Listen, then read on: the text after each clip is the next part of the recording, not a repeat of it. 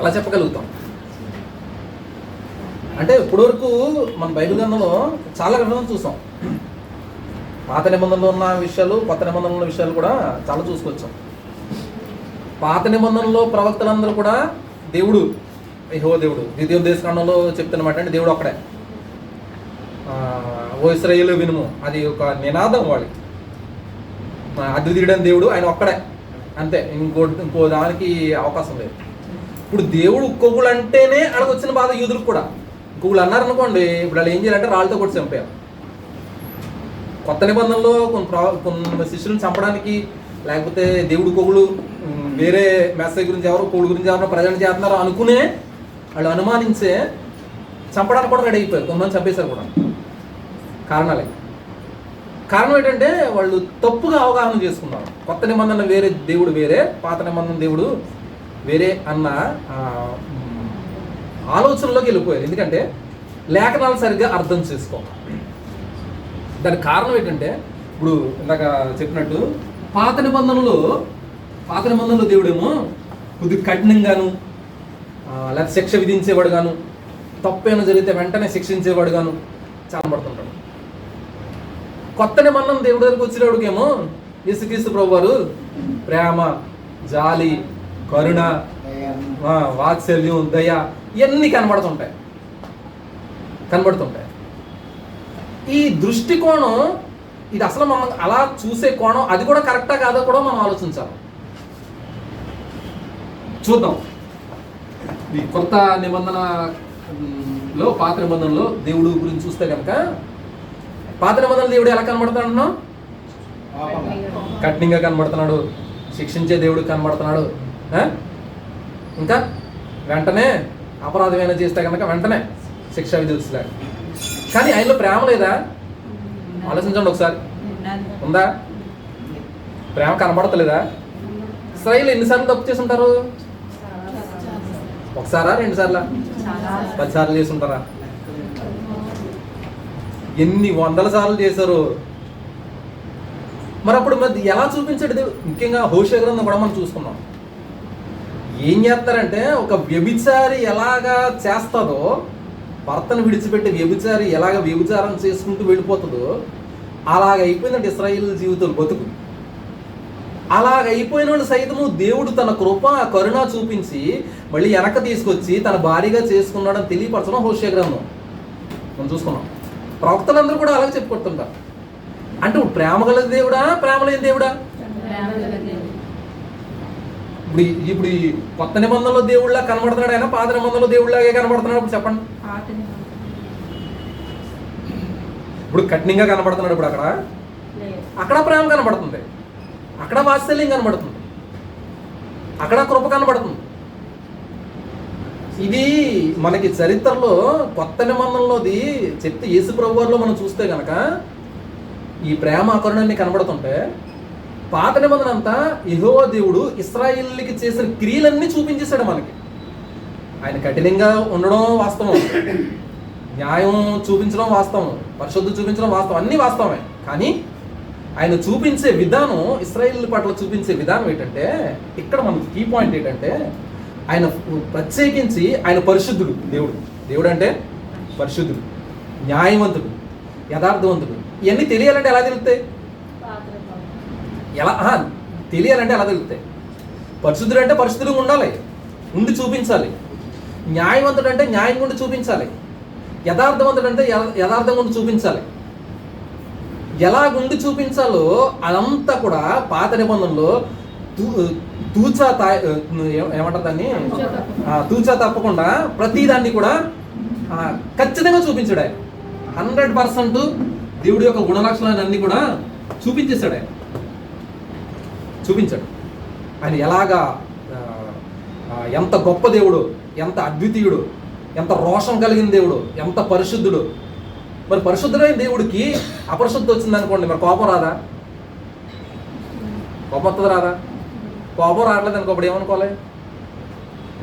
ఇప్పుడు పరిశుద్ధి ఎలాగంటాం? ఇప్పుడు ఏం చేసినా సరే వదిలేతుండండి, న్యాయవంతుడు అంటామా? అనగలమా? ఇప్పుడు ఎప్పుడు న్యాయవంతుడు అంటాం?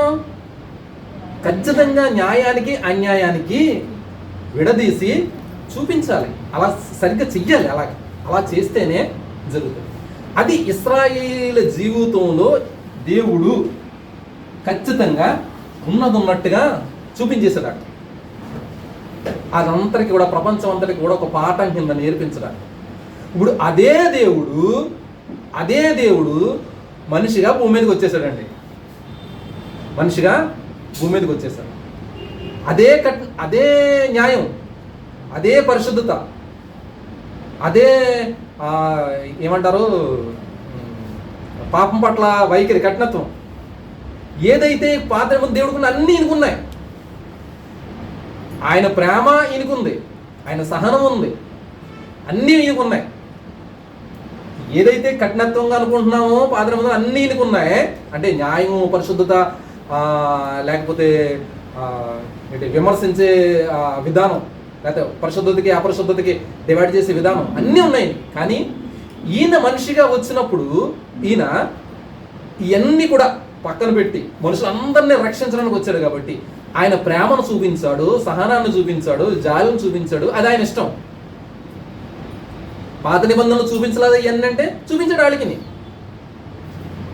ఇప్పుడు ఇక్కడ ఎందుకంటే అంతటా అందరూ వారు మనసు పొందాలి, ప్రపంచం అంతా ఈ సువార్త వెళ్ళిపోవాలి. కనుక ఈయన చేసింది ఏంటంటే ఆయన భూమి మీదకి వచ్చి ఆయన తన ఇష్టానుసారంగా, యెషయా గ్రంథంలో కూడా చెప్తాడు, నేనే నా చిత్తానుసారంగా మీ దోషాలన్నీ కడిగేస్తాను అంటాడు. కడిగేశాడు వచ్చేసి. ఆయన వచ్చి ఆయన ఇష్టానుసారంగా ప్రేమించాలనుకున్నాడు, ప్రేమించాడు. ఇశ్రాయేల్ దగ్గరికి వచ్చి వాళ్ళు తప్పు చేస్తే నేను గద్దిస్తానని కొట్టేశాడు, శిక్షించేశాడు. యేసుప్రభువు వారే మళ్ళీ ఆయన దగ్గరకు వచ్చి, సరే మీరు నీ తప్పులు చేశారు కదా, నేను క్షమిస్తున్నాను అన్నాడు. క్షమించాడు. దేవుడు గొప్పడో కదా? గొప్పడేనా? పాత నిబంధనలో గొప్పడా, కొత్త నిబంధనలో గొప్పడా? ఎక్కడైనా ఒకటే లక్షణం. కానీ ఇప్పుడు అంతటా అందరూ మనసు పొందాలి, అంతటికి సువార్త వెళ్ళిపోవాలి. కనుక పైకి వ్యత్యాసం కనబడినట్టుగా ఉంటుంది. ఎందుకంటే ఖచ్చితంగా ఆయన పరిశుద్ధత, న్యాయం, నీతి ఖచ్చితంగా కొట్టొచ్చినట్టు కనబడాలి, చూపించాడు అంతే. అందరికీ చూపించే యథార్థత. కానీ ఆ దేవుడు ప్రణాళిక ఏంటంటే ఆయన ప్రేమ, వాత్సల్యత మన పట్ల చూపించి మనందరినీ కూడా దేవుని దగ్గరికి ఆయనతో సహవాసం చేయడానికి తీసుకెళ్లాలన్న ముఖ్య ఉద్దేశం.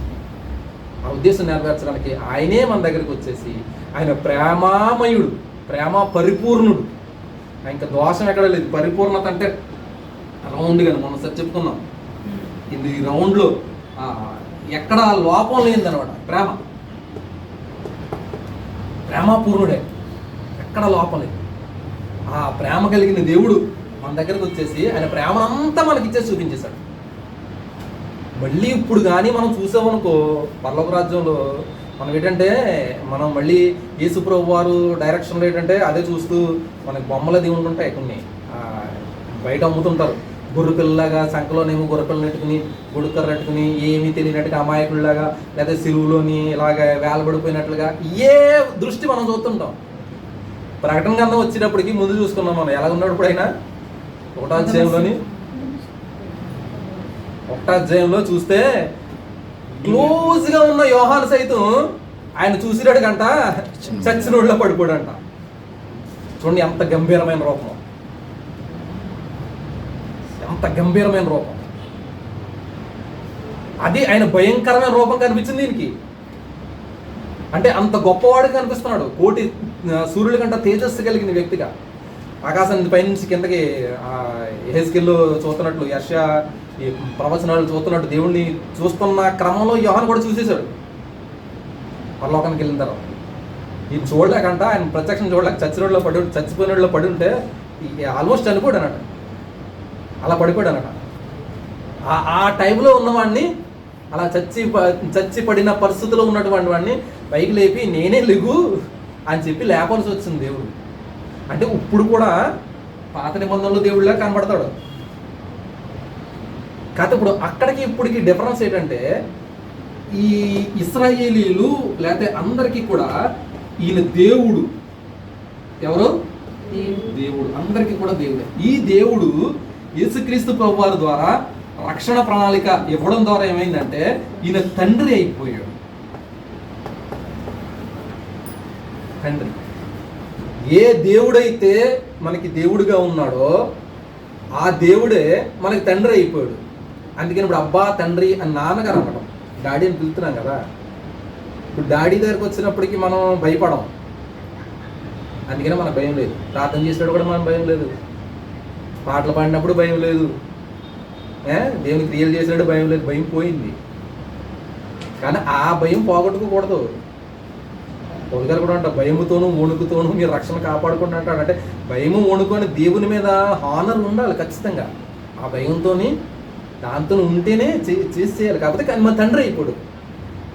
తండ్రి అయిపోయిన గురించి ఆయన ప్రేమ జాలి కరుణ అయ్యే చూస్తున్నాం, కానీ ఆయన ఎంత భయంకరమైన దేవుడో, ఎంత కోపం కలిగిన దేవుడో, ఎంత రోషం కలిగిన దేవుడో అవి చూస్తారు. అందుకని ఆ దేవుడు ఈ దేవుడు ఒకటే.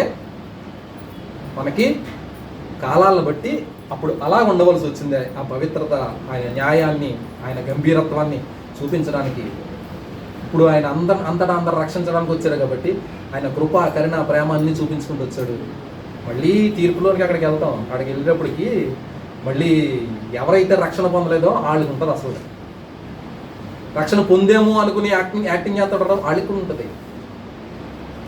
దేవుని సందేశం దగ్గరికి కూడా వచ్చి నాకు వద్దులే అని త్రోసిపుస్తే వాళ్ళకి కూడా ఉండదు పనిష్మెంట్.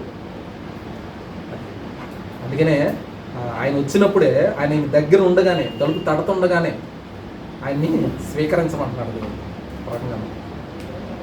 ఇప్పుడు చెప్పండి, ఆయన ఈయన ఒకటైనప్పుడు ఒకలా కనబడుతున్నాడా, వేరే కనబడుతున్నాడా? ఖచ్చితంగా పాత నిబంధనలో కనబడాల. ఎందుకంటే వ్యత్యాసం లేకపోతే తెలియదు. ఇక్కడికి వచ్చిన తర్వాత ఆయన ఇష్టం అది.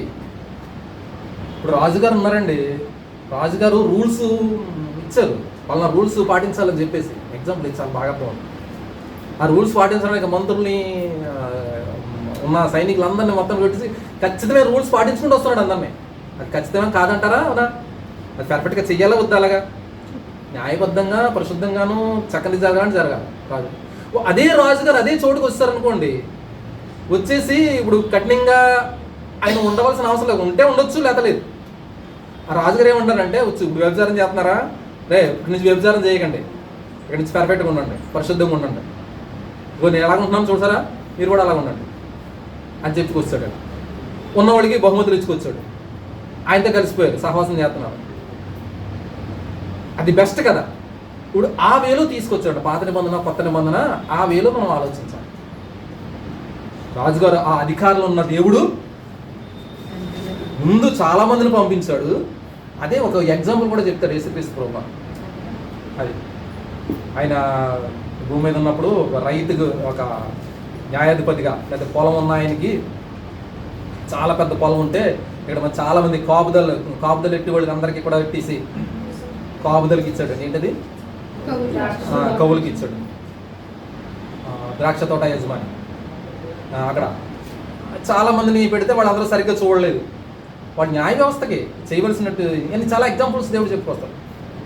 అంటే ఈ న్యాయ వ్యవస్థకి ఎట్టినోళ్ళు కూడా సరిగ్గా చూడలేదని చెప్పడం అనమాట. అక్కడ ఆ చూడకపోబట్టే మళ్ళీ యేసుప్రభువు వచ్చేవలసి. అదే అంటే కొత్త నిబంధన దేవుడికి, పాత నిబంధన దేవుడికి డిఫరెన్స్ ఏమీ లేవు. ఓకే, ఇంకా దీని గురించి ఇంకా డీప్కి వెళ్ళొచ్చు. ఇంకా మళ్ళీ టయాల్లో రెఫరెన్స్లు కూడా మనం చూసుకుంటూ వెళ్తే, ఈ మత్తయి సువార్తలో చూస్తే ఆయనే ఈయన చెబుతూ చేస్తుంటాడు. ఈయన మత్తయి సువార్త అంతా చాలా చాలా సందర్భాలు మనకు కనబడుతుంటాయి. ఆయన ఈయన ఒకటే అని చెప్పే సందర్భాలు పాత నిబంధనలో ఏదైతే ఎత్తు చూపించాడో ఈయన కొత్త నిబంధనలో ఈయన గురించి చూపెడుతుంటాడు. ఆయన లోకసువార్తలోని 4వ అధ్యాయంలోని యెషయా గ్రంథంలోని దేవుడు ఏ కార్యాలు అయితే చేస్తాడో ఇక్కడికి వచ్చిన తర్వాత ఆయన ఆత్మ నా మీద ఉంది, నేను పేదలకు సువార్త ప్రకటించడానికి, ఇవన్నీ కూడా యెహోవా దేవుని గురించి చెప్పుకొస్తే యేసుప్రభువు వచ్చేమంటాడు ఈయన గురించి అని చెప్తాడు. ఆయన డైరెక్ట్గా చెప్తాడు. ఆయన ఈయన ఉంటాడు. Thank you very much.